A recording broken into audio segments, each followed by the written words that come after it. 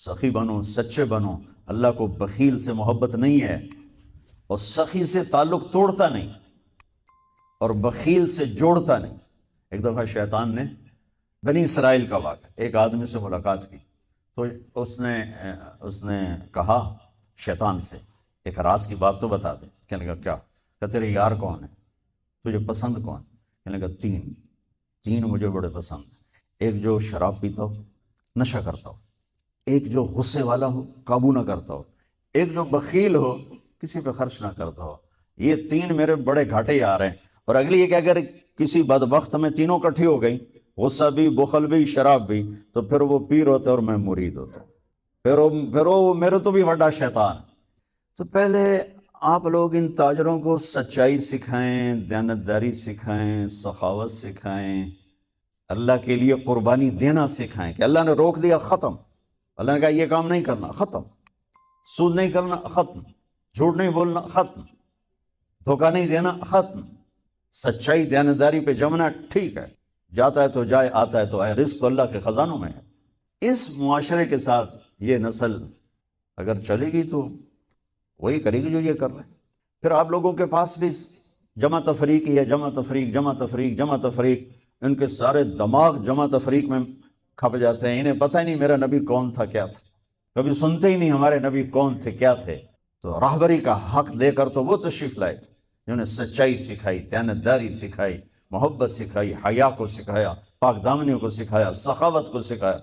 حضرت علی سے کسی نے پوچھا کوئی حسرت، حضرت علی سے کسی نے کوئی حسرت. کہنے لگے جتنا علم تھا اتنا کسی نے لیا نہیں، جتنی سخاوت تھی اتنا کسی نے مانگا نہیں، جتنی سخاوت تھی اتنا کسی نے مانگا نہیں. یہ دو حسرت ہیں میرے دل. اللہ کو سخی پسند ہے، مال خرچ کرنے والا پسند ہے، مالدار ہو. اچھا، ایک ہوتا ہے بخیل. اللہ کہتا ہے بخیل جہنم کے قریب، اللہ سے دور، لوگوں سے دور، جنت سے دور. سخی اللہ کے قریب، جنت کے قریب، لوگوں کے قریب، جہنم سے دور، اللہ کا پیار. جب بنی اسرائیل نے بچھڑے کی پوجا کی تو اللہ نے کہا سب کو قتل کرو سارے. جب سامری پکڑا گیا جس نے شروع کروائی تو اللہ تعالیٰ نے سفارش کی، موسیٰ سامری کو چھوڑ دے. کہا یا اللہ سامری کو چھوڑ دوں؟ اسی نے تو بچھڑا بنایا، اسی نے تو یہ شرک کروایا، تو کہتا سامری کو چھوڑ دوں؟ تو پتہ ہے اللہ نے کہا موسیٰ یہ کمبخت سخی ہے، اور سخی کو قتل کرنا مجھے اچھا نہیں لگتا، میں نے آپ ہی مار دوں گا، تو اس کو چھوڑ دے. اس کا کفر تھا، نفاق تھا، لیکن سخاوت اس کو قتل سے بچا گئی. تو مالدار معاشرے، اس اللہ نے زکوٰۃ ادنا درجہ ہے، زکوٰۃ ادنا درجہ ہے سخاوت کا. زکوٰۃ دینے سے آدمی بخیلوں سے نکل آتا ہے اور سخیوں میں داخل نہیں ہوتا، بین بیچ میں آ کے کھڑا ہو جاتا ہے. اس پر بخیل کا لیبل بھی نہیں اور اس پر سخی کا لیبل بھی نہیں، درمیان میں آ جاتا ہے. ایک دفعہ خسرو پرویز کے دربار میں ایک مچھیرا مچھلی لے کر آئے، اس کو بڑی اچھی لگی. انہوں نے کہا اس کو 4000 درہم دے دو، کہیں 4000 دینار دے دو. تو جب وہ اس کو دیے تو اس کی بیوی شیرین نے اس کے کان میں کہا اتنی بڑی دولت تو نے مچھلی پر دے دی تو خزانہ خالی ہو جائے گا، یہ مچھلی واپس کرو اور پیسے. خسرو پرویز نے کہا میں اتنا بڑا بادشاہ ہوں، مجھے شرم آتی ہے اس سے پیسے واپس لوں، میں نہیں لیتا. وہ کہنے کہ میں تمہیں طریقہ بتاتی ہوں، تم اس کو بلا کے پوچھو یہ مچھلی نر ہے یا مادہ. وہ کہے گا نر ہے تو تم کہنا ہمیں مادہ چاہیے تھی، واپس لو ہمارے پیسے. وہ کہے گا یہ مادہ، تم کہنا ہمیں نر چاہیے تھا، پیسے واپس. انہوں کو بلایا، ہاں بھائی یہ مچھلی نر ہے یا مادہ؟ کہ حضور خسرا نہ نر ہے نہ مادہ ہے. 4000 اور دے دو. بیچ کی چیز. ہمارے کہا نا زکوٰۃ دینے والا سخی نہیں ہوتا، سمجھ رہے ہو؟ زکوٰۃ دینے والا بخیل بھی نہیں ہوتا، سخی بھی نہیں ہوتا. بخیلوں سے نکل جاتا ہے، سخیوں میں انٹر نہیں ہوتا. 2.5 روپے پر 1 پیسہ بھی زیادہ کر دے تو سخیوں میں نام آ جائے گا. پھر سخاوت کی حد کوئی نہیں ہے. انہوں نے کہا حضور یہ تو بیچ کی چیز ہے، خسرا ہے. اس نے کہا 4000 اور دے دو. تو شیری کو تو بڑا غصہ چڑھ گیا. 8000 اس کی تو 7 پشتوں کو کافی تھا. تو 1 دینار گر گیا تو اس نے وہ اٹھا لیا. تو اس کی بیگم نے کہا دیکھا یہ کم وقت کتنا لالچی ہے، تم نے اس کو اتنا دیا، اس کی 7 پشتوں کو کافی. 1 دینار گرا وہ بھی اٹھا لیا. کہ اس کے واپس لو، نہ قدر ہے. انہوں نے کہا آ جا، اور تجھے میں نے اتنا دے دیا، 1 دینار گر گیا تھا تو کیوں اٹھایا؟ کہا حضور اس پہ آپ کے نام کی مہر تھی، کسی کا پاؤں پڑ جاتا تو بے ادبی ہوتی، میں نے اس لیے اٹھایا. انہوں نے کہا 4000 اور دے دو. ان تاجروں سے کہتا ہوں سخاوت سیکھو.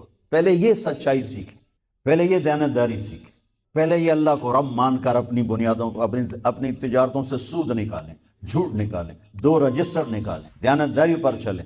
اللہ کی قسم زمین آسمان کے دروازے اللہ تعالیٰ کھول دے گا. اور غریبوں پر خرچ کریں کہ اللہ تعالیٰ کو پسند ہے. اللہ چاہتا تو سب کو مالدار بنا دیتا ہے، بعض کا حاجت مند بنایا کہ اللہ کو دینا پسند ہے، اللہ پاک کو محبوب ہے سخاوت.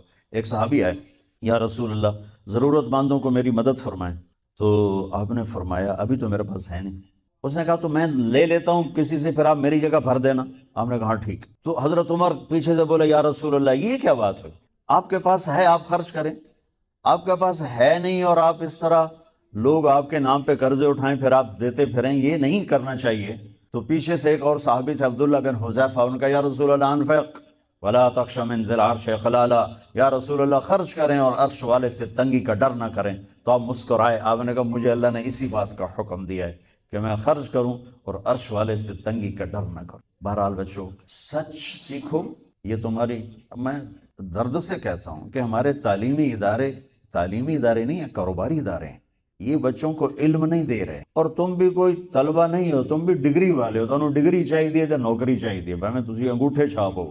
تمہیں علم کا شوق نہیں، انہیں دینے کا شوق نہیں. انہیں بھی کمائی کا شوق ہے اور تمہیں صرف جاب اور ڈگری کا شوق ہے. نہ تم میں کوئی علم والا ہے، نہ وہ عشق میں رہی گرمیاں، نہ وہ حسن میں رہی شوخیاں، نہ وہ غزنوی میں تڑپ رہی، نہ وہ غم ہے زلف ایاز میں.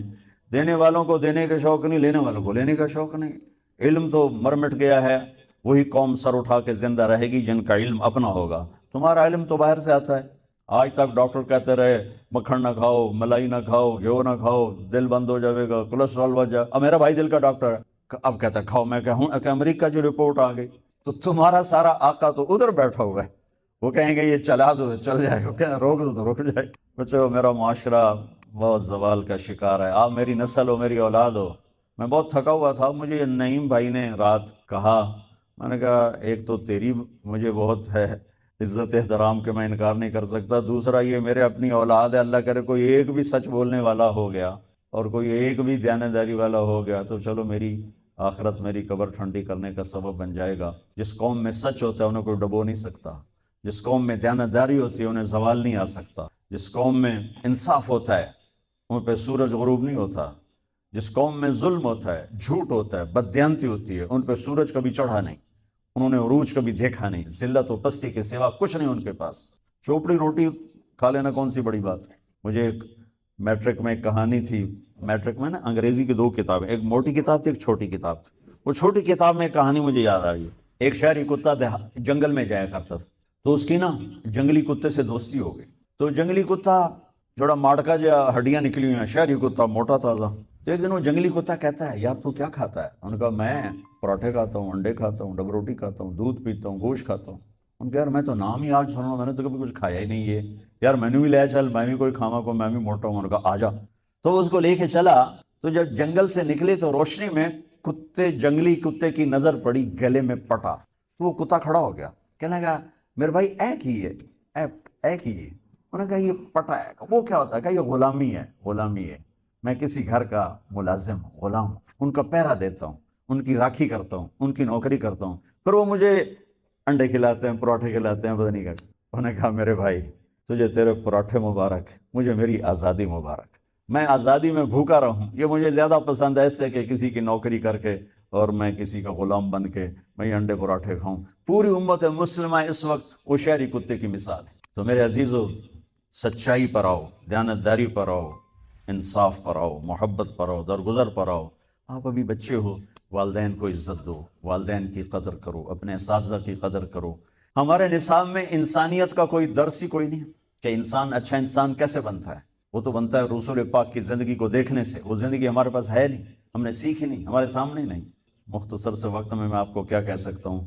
کوئی بات دل کو لگی ہو تو لے لینا، نہ لگی ہو تو فقیرانہ اے صدا کر چلے، میاں خوش رہو ہم دعا کر چلے.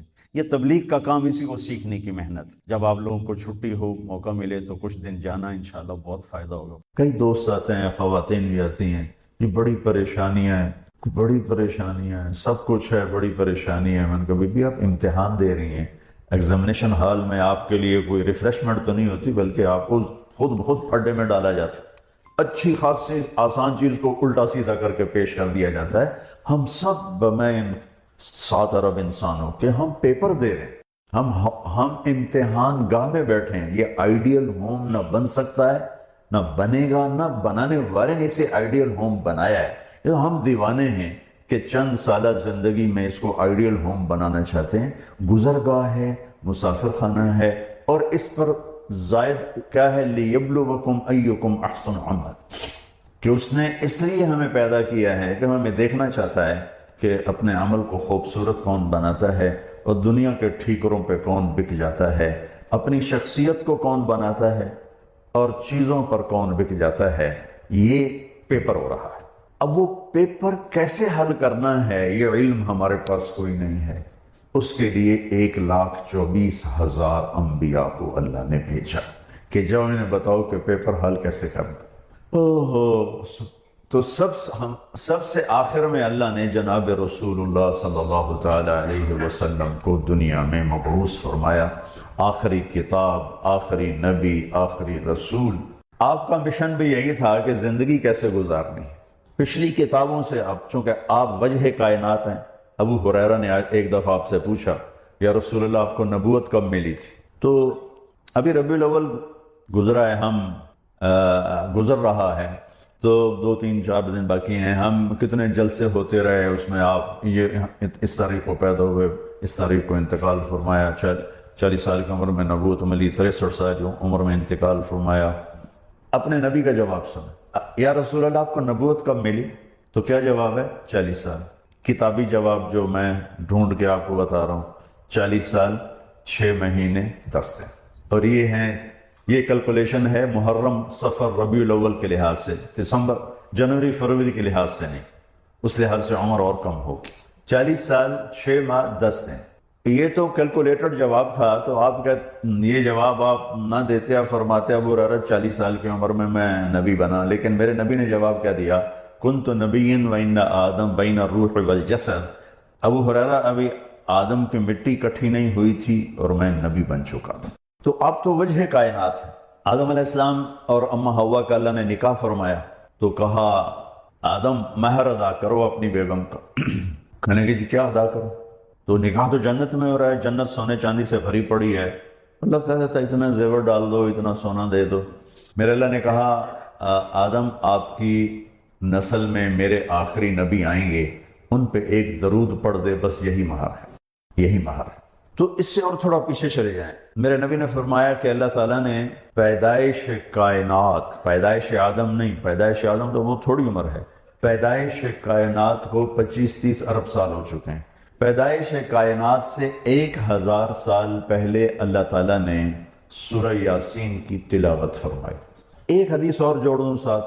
میرے نبی نے فرمایا ان لی عند اللہ 10 اسماء، میرے اللہ نے 10 نام رکھے. میں محمد، احمد، ماحی، حاشر، عاقب، فاتح، خاتم، ابو القاسم، طٰہٰ، یاسین.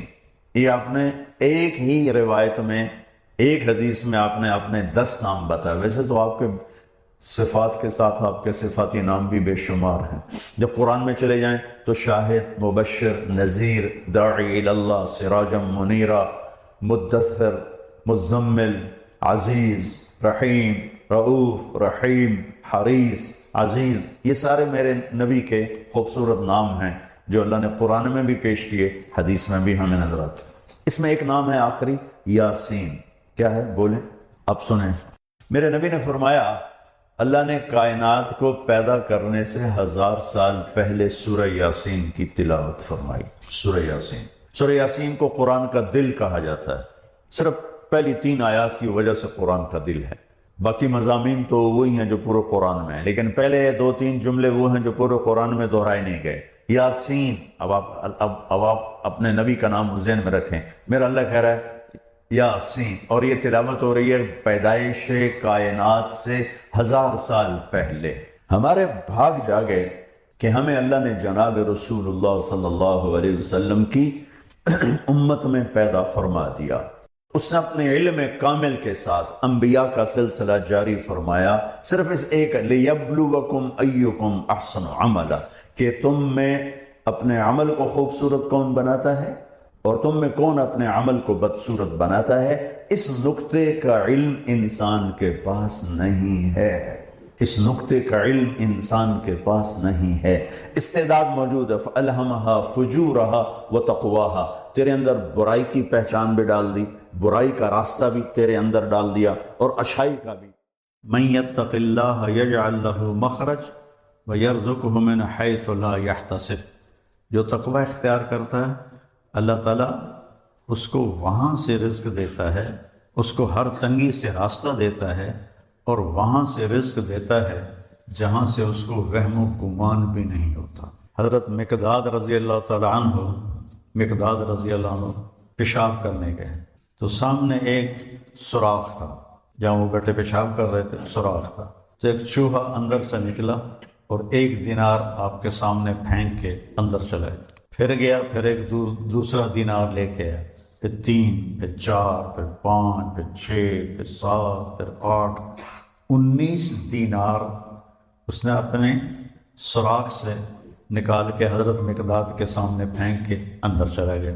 وہ بڑے بھی حیران پریشان، انہوں نے وہ اٹھائے، فارغ ہو کر آ کر اللہ کے نبی کو پیش کیے کہ یا رسول اللہ میرے ساتھ تو یہ قصہ ہوا ہے، آج چوہے نے مجھے مالدار بنا دیا۔ تو آپ نے فرمایا یہ رزق ہے جو اللہ نے تجھے عطا کیا ہے۔ پھر یہ آیت پڑھی، مَن یتق اللہ یجعل لہ مخرج ویرزقہ من حیث لا یحتسب۔ اب یہ راستہ صرف مسلمان کے پاس ہے کہ اگر وہ تقوی اختیار کرتا ہے تو اسے اللہ وہاں سے دے گا جس کا اس کو وہم و گمان بھی نہیں ہوگا۔ مَن یتق اللہ یجعل لہ من امرہ یسرا، جو تقوی اختیار کرے گا اللہ اس کے لیے آسانیاں پیدا کر دے گا۔ مَن یتق اللہ یکفر عنہ سیئاتہ ویعظم لہ اجرا، جو تقوی اختیار کرے گا اللہ اس کے گناہوں کو معاف کر دے گا، صاف کر دے گا۔ یکفر کا مطلب ہوتا ہے نشانی مٹا دینا، عفا کا مطلب ہوتا ہے چھپا دینا، اور تکفیر کا مطلب ہوتا ہے نشان مٹا دینا۔ اللہ ان کے گناہوں کے نشان مٹا دے گا اور ان کا اجر بہت زیادہ کر دے گا۔ ان تصبروا وتتقوا لا یضرکم کیدہم شیئا ان اللہ بما یعملون محیط، تم صبر اور تقوی اختیار کرو تو دشمن کی کوئی چال تمہارے اوپر کارگر نہیں ہوگی، اللہ ان کا گھیرا ڈالے ہوئے ہے، ان کے گرد گھیرا ڈالے ہوئے ہے۔ تقوی کی مثال کیا ہے؟ آپ کے پاس پیسے ہوں اللہ کے فضل سے تو آپ ہر چیز خرید سکتے ہیں، گھر خرید سکتے ہیں، گاڑی خرید سکتے ہیں، جائیداد بنا سکتے ہیں، سیر و تفریح کر سکتے ہیں۔ تو تقوی ایک ایسا سرمایہ ہے جس سے آپ دین کے ہر عمل پہ چل سکتے ہیں۔ تقوی ایک ایسا سرمایہ ہے جس پر آپ دین کے ہر عمل کو اپنا سکتے ہیں اور اس پہ چل سکتے ہیں۔ حضرت عمر نے کعب احبار سے پوچھا تقوی کیا ہے؟ کیونکہ قرآن میں مختلف تعبیرات ہیں تقوی کی۔ تو حضرت عمر نے پوچھا، کعب احبار یہودی عالم تھے، ایمان لائے تھے، تابعی ہیں، مت تقوی، فرمانے لگے کبھی کانٹوں بھرے راستے پہ چلے ہو؟ تو ہاں، کہنے لگے ہاں، اور اب میں تو کانٹے ہی کانٹے تھے، کوئی سبزہ تو تھا ہی نہیں۔ تو کہنے لگے پھر کیا کرتے ہو؟ کہ میں اپنا کرتا سمیٹ لیتا ہوں، دامن سمیٹ لیتا ہوں اور کانٹوں سے بچا کے آگے نکل جاتا ہوں۔ کہ بس یہ تقوی ہے کہ چاروں طرف گناہوں کے خاردار کانٹے ہیں، اس سے اپنے دامن کو بچا کر پار نکل جاؤ۔ اور دوسرا کہ لوگوں کے سخت رویے ہیں، کانٹوں کی طرح چبھتے ہیں، ایک جملہ آدمی کو ساری رات نہیں سونے دیتا، یہ اتنا زخم ہوتا ہے۔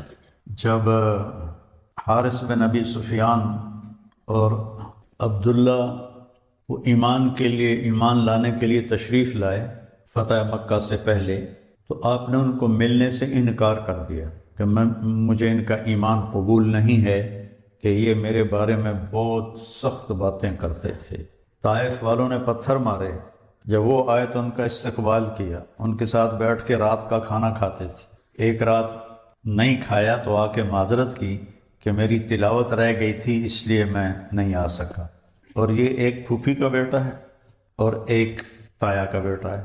تو ابو سفیان بن حارث آپ کے سب سے بڑے تایا تھے، کہ مجھے ان کا ایمان قبول نہیں ہے، یہ میرے بارے میں بہت سخت باتیں کرتے تھے۔